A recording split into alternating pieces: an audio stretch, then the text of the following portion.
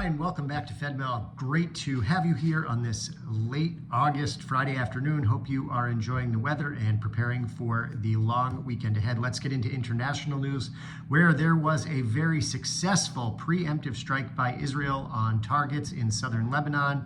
Hezbollah has thousands of rockets and missile launchers. They were set to strike at Israel at something like 5 a.m. and at 5:45 a.m. this Israeli preemptive masterful mission came in and successfully took out thousands of these launchers. And in retaliation, Hezbollah ended up launching several hundred rockets at Israel, which did result in the death of one naval officer. And all of this plays into that larger story of Iran's supposed retaliatory strike for the assassination of a leader in Tehran several weeks back. And everybody had been waiting for that and waiting for Iran's proxy, like Hezbollah, to strike back. So this is all part of that ongoing saga, ongoing battle and tension there. Also this week, good news out of Gaza, where a 52-year-old hostage was rescued from one of the tunnel complexes in Gaza. This was Qaid Farkan al-Qadi, 52-year-old Bedouin from Israel, who was rescued during that operation. Also this week, we saw the conclusion of a major IDF operation in southern Gaza. This was announced by the IDF that operation in this particular quadrant of southern Gaza was coming to an end.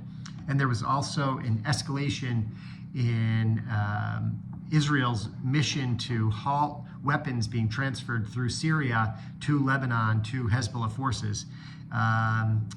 It was reported by the Wall Street Journal that Israel has really stepped up their attacks on these supply lines, which is a major part of having an effective strategy of keeping Hezbollah from being able to launch more serious rockets, larger attacks on Israel. So using that corridor between Syria and Lebanon is something that Iran and Hezbollah have engaged in, and this is a major focus for the IDF.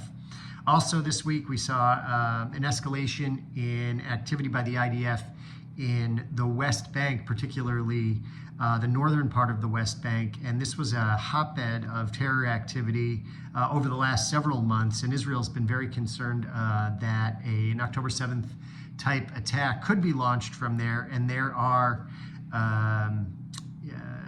a number of terror groups operating out of the area. The head of Hamas in Jenin was taken out in one of these operations this week.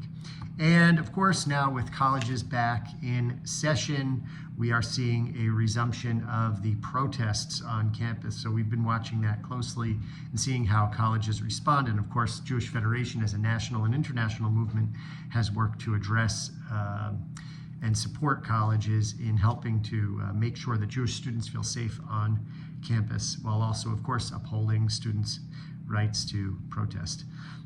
Turning to local news now, we are pleased to announce that we are continuing to accept nominations for the Righteous Gentile Award. Please forward those along to us.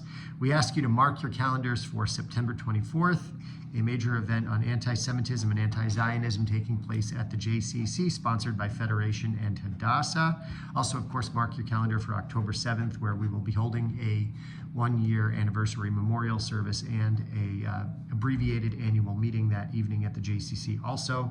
And coming up this week, PJ Library is holding a program with Congregation B'nai Shalom, a Tat Shabbat on 9/6, coming up next week, and a Yad luncheon on 9/7 at 12 p.m.